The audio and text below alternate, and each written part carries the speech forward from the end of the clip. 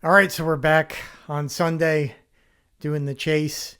Um, we're chasing the 1984 tone right now, or I'm chasing the 1984 tone right now, trying to figure it out, what's going on there. It's a very peculiar guitar sound. It really is, and it's got me scratching my head.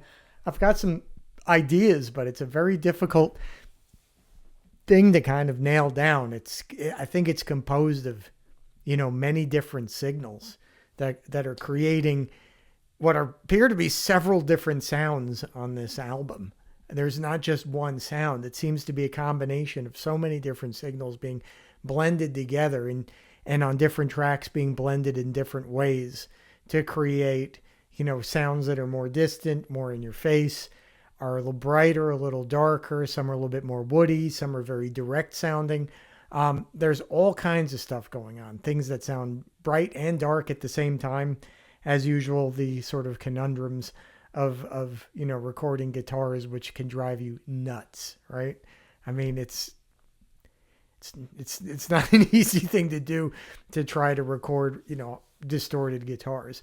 So some observations I think of what might be going on and what I need to solve. I need to figure out. All right, so number one is I had a chance to listen to some of the stuff doing last what was it, last week or maybe the week before, both of those, with some of the guitar sounds that we were coming up with, and I was like, way too much gain compared to 1984, or the appearance of way too much gain. Right now, we talked about gain, how it's relative to frequency, and a dark sound can mask how much distortion there is, and a bright sound can sort of emphasize the distortion characteristics. So you can end up with like a really fizzy sound with not a lot of gain, or you can end up with something that doesn't sound very distorted or gainy, as I hate these words, but due to the frequency, sort of like roll offs in places, it sounds more natural, right? It doesn't sound as, buzzy. I guess buzz would be the word. So what I'm thinking is going on is we're probably starting off with way too much gain. So I think on the Marshmallow, we got to back it way down to sort of get like more of a loudness distortion, right? Which has some good sustain to it, but is not really fizzy. Or, Van Halen 1 was very, very, very distorted sounding compared to 1984. It was a totally different kind of like theory. The 1984 thing sounds almost like, what maybe a 410 bassman might sound like cranked up in a room, with, a Les Paul or something like that. It's not as direct sounding in some ways, but there's that weird high frequency stuff going on that it's difficult to pinpoint where it came from. But there's this wooden characteristic in there. Then there's this room sound that you hear all over the place. And then there's this reverb, which is like, it's like a mishmash of stuff, room sounds and direct sounds and lexicon reverbs. And, it's just like some sort of surrealistic impersonation of a guitar sound is the best way I could describe it. So I don't know where to start. It's like, I think the first thing would be to come up with this like kind of darkish, chunky, wooden kind of sound to it, right? That doesn't have a lot of the direct. It doesn't have a lot of fizz to it. And then it could even be 2 amps, right? There could be 1 amp that's like sort of a clean sounding amp, and then there's another amp that's like really gainy, and the two are kind of put together. I mean, it may work, right? Because if you get a lot of sustain and talk back from the the distorted amp, and then the clean amp will have a lot of sustain that it shouldn't have. And those are, some studio tricks too that you could sort of use, where you mic a very clean amp, but you're in another room with like a Marshall stack and you're doing all this feedback, but the clean amp, it's like, how are you getting that sound, all this sustain, like a Sustainiac from a Fender Deluxe that's not even distorting? It's because the guy's in the other room with a Marshall stack, and it's creating the relationship between the guitar and the amplifier, that's creating that kind of effect. So there's all kinds of like weird things you can do with guitar recording to make things that sound impossible possible. So where to begin, I'm just not sure, but maybe it's just making that sort of like more wooden guitar sound to start, and then start incorporating some of these other like high frequency sounds. So I'm kind of confused right now. So I don't have a lot to sort of like demonstrate. The aux pedal, done a little bit of work with. My friend Tim keyed me into the fact that the big aux, the amp top aux, had a DI in it already, that there's a selection for a DI, which I never saw before. So I thought maybe it'd be in this too. So I downloaded the app software for the aux Stomp, and started going through everything and found a whole bunch of stuff. But yeah, there is a DI. So that is useful now, that you can get a DI that's sort of like in phase now, or sort of in phase with the mic signal. So you can have actually on this unit 3 sources. You could have a room mic, you could have and then 2 other mics, one of which could be a DI, or both could be DIs, or, one SM57, one condenser, or in my case, I've got a room mic, and then I've got this SM57 and then a DI right now for all that stuff. So, we can kind of listen to it right now and see where it's at. So my chain is going from this. I did put in this LA3A little unit just to see if that would help with it. And then the Eventide, which isn't on right now. And I have the gain on the amp like way down. It's on like 2. And also I changed the pickup in the Kramer sort of bodied guitar. Right? This is that guitar I've been using for the 1984 stuff, because it has the Floyd Rose on it, which I wouldn't need. But I put a custom, an 80s custom in there. So it's the big heavy maple body, a custom, the Floyd, and a Warmoth neck that's kind of chunky. So we can listen to it for a quick second and see what you think. I'll put on the headphones so I can hear what I'm doing. May not be great. Okay. Now let's see where we're at right now. Let me make sure that it's on. So we have both of our signals on. Okay.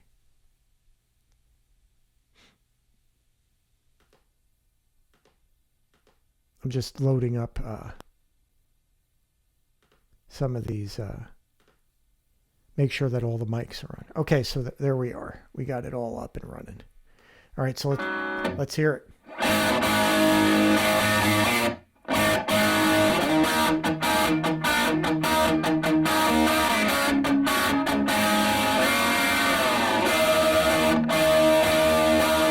You can hear how less, gain that is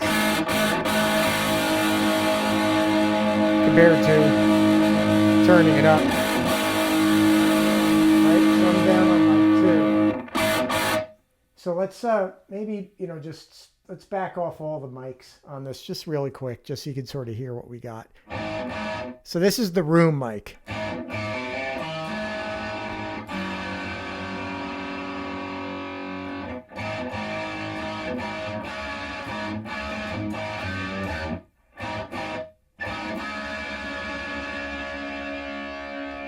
New strings. Apologies. One dive bomb and went out, and I stretched them too. A guitar player would kill me for this, but maybe I didn't do a good job of stretching. Anyway, so there's the room sound. So let's get rid of the room sound just so you can hear the sources that we're sort of putting together. Now we'll bring up this, which is the direct, the DI, I think. Right? And that's actually what your guitar amp sounds like without the filter of your speakers, right? Which is, sort of like the reeling in the years kind of, Not that I know how to play any of that, but...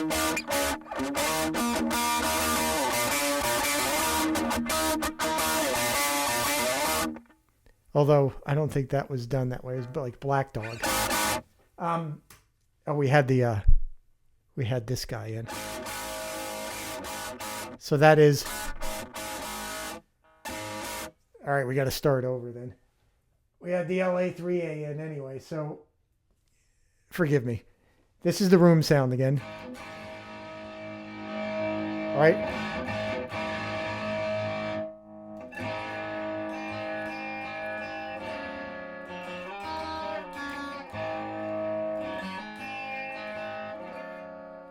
Okay, then let's get our next source, which is the DI.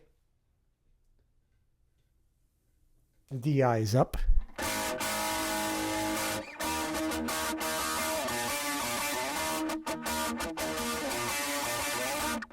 Okay, yeah, that's, pretty scratchy. So that could be used for any like spackle up high that we need.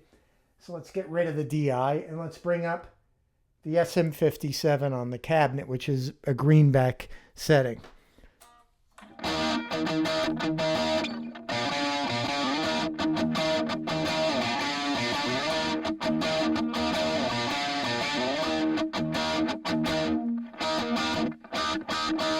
All right, and then the LA3A might be interesting, just for shits and giggles, just to kind of hear what it does. All right, so I'm going to set this thing down pretty low and put it in. So now I'm running this into the LA3A compressor.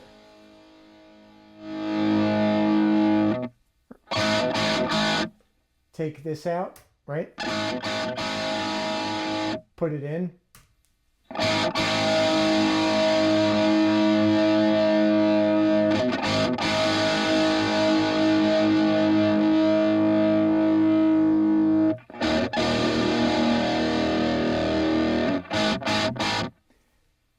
And if we bring up the peak reduction, you can see how it kind of starts to add some like high-end information. So I'll bring this up.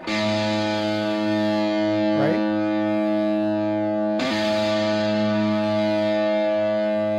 Sort of like a whistle up high there, like 15K.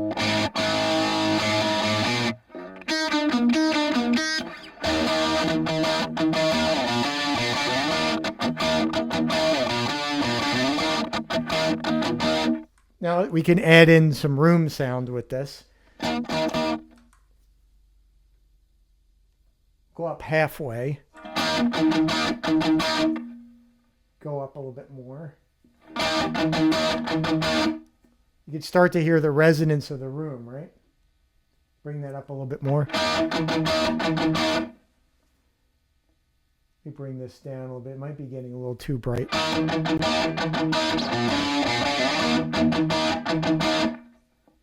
Maybe add a little bit more.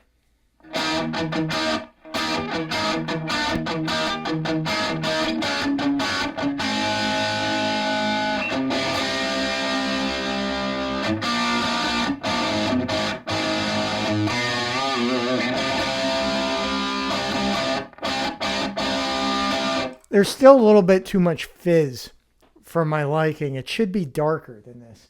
So, maybe that's something that we got to look into a little bit with like, I don't know, like inside the box, whether it's EQ'd out of the sound, kind of trying to make it sound a little bit darker. But let's see what changing the mic does. We got a ribbon now. Condenser.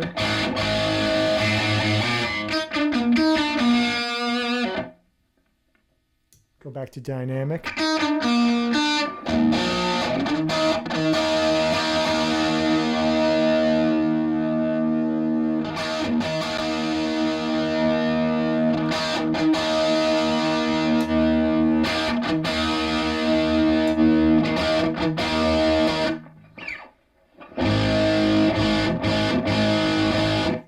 That's pretty bassy, right?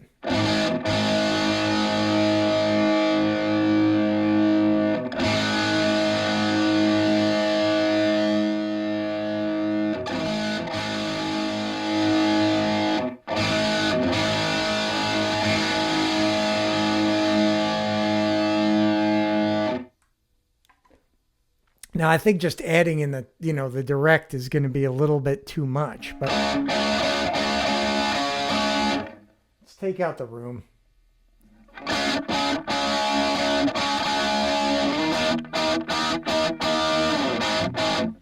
All right, so maybe just for a few minutes, I don't want to go on all day kind of twisting knobs here and driving everybody crazy.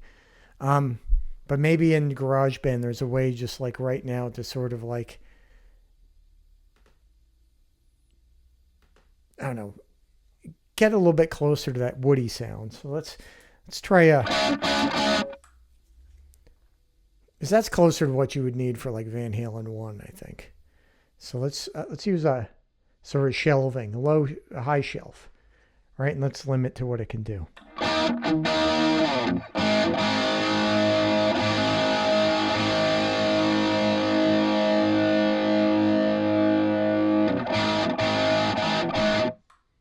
That's not bad. It's on my voice too, because I'm just using the master, but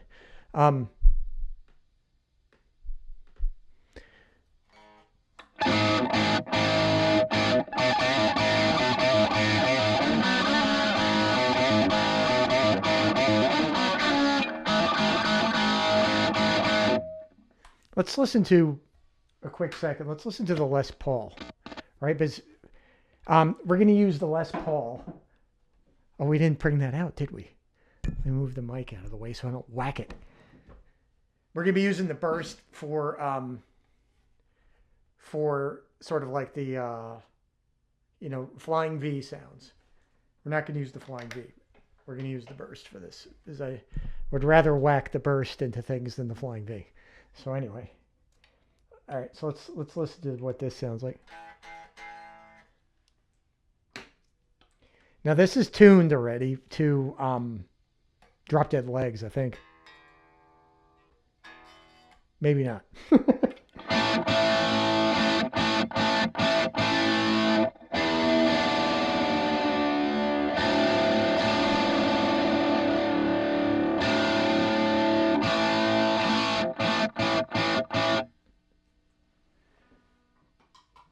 See what just putting this thing on does.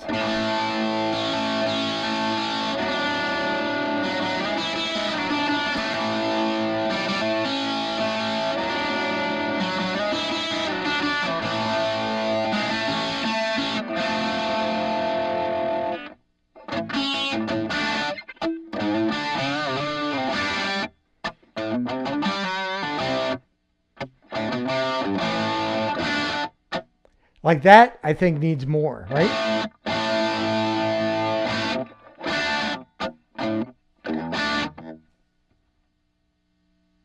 Just bring this up a little.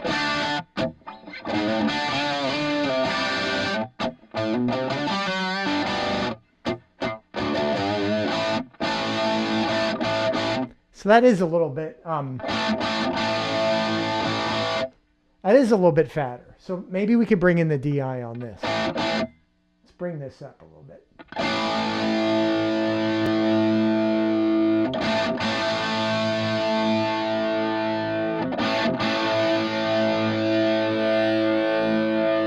can hear it coming in there.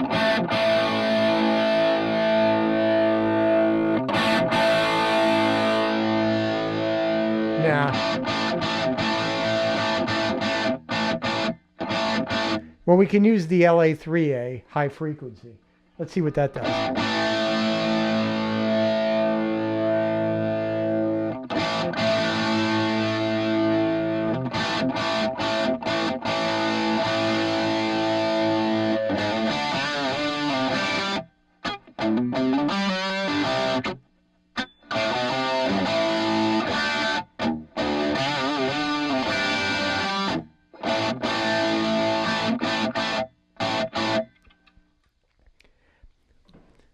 Let's put on a little reverb. Let's put on a little bit of a... You know what? Let's do a delay instead. That's crazy.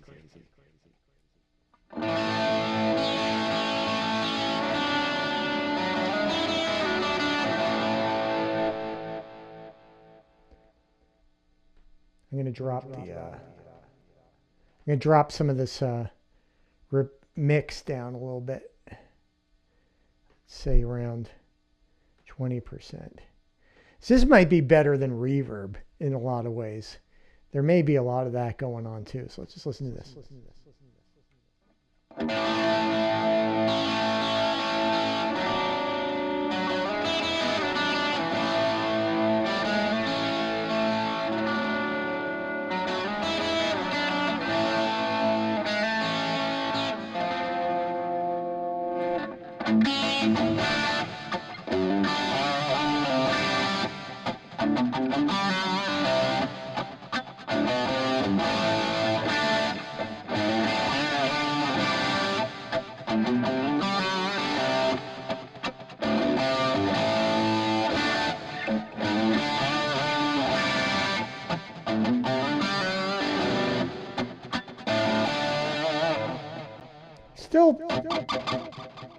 Let me just turn that off. There's still like a little bit of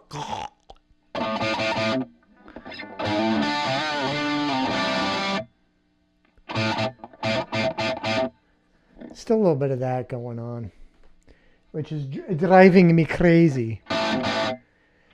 Maybe we should use, I don't know why we're building this sound right now. We're trying to do something. All right, let's try adding in that Pultec, MIDI cue that we always use, and we'll try dropping some mids out that way and just see what we end up with.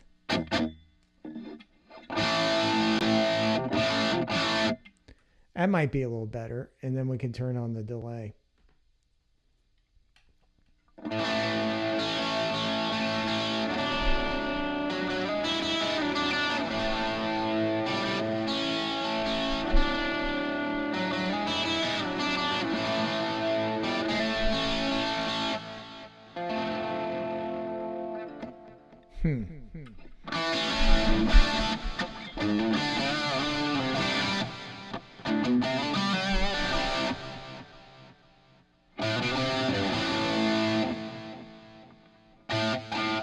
I still hear like that pick noise. Maybe it's the pick. I'm gonna go to this super light pick. I hope you're not smoking weed. You're gonna be in trouble listening to that.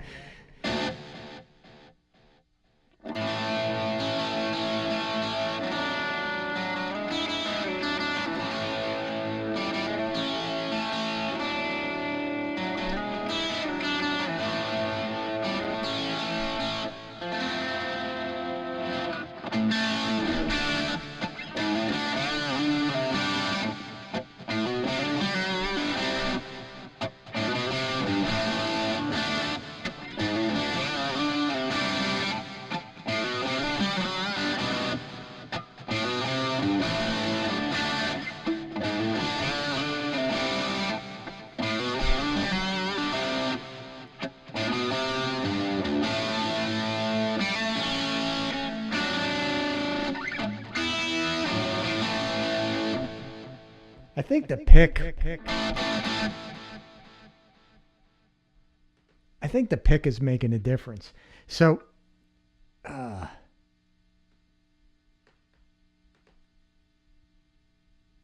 like I whacked it. Ow! It's like really, really bendy. But when you play it, it sounds really loud, right? So if you pick really light, you can hear a lot of pick noise. It sounds like I've talked to my friend Tim about this a lot. It sounds like you're murdering the strings, but you're barely touching them. Just barely touching them. And the pick doesn't really get in the way of there we go, of anything. So if you have if you want to do whatever you call the butterfly picking, it doesn't you can't get it trapped, right? So it's something that's interesting.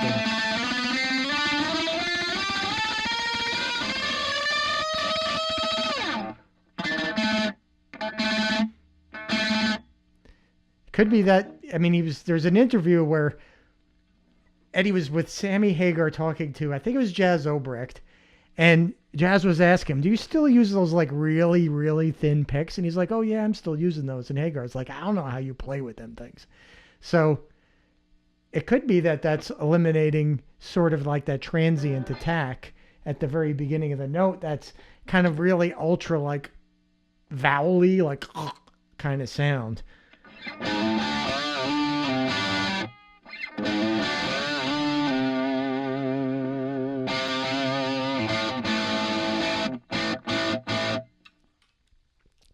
Last thing, we're doing delays, right? So we can add a little bit of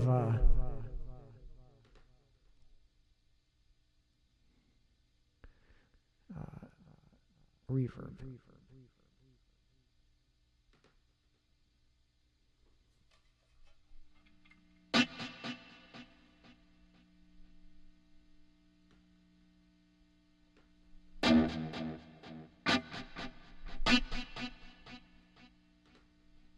I'm cutting down a little bit of the delay as well.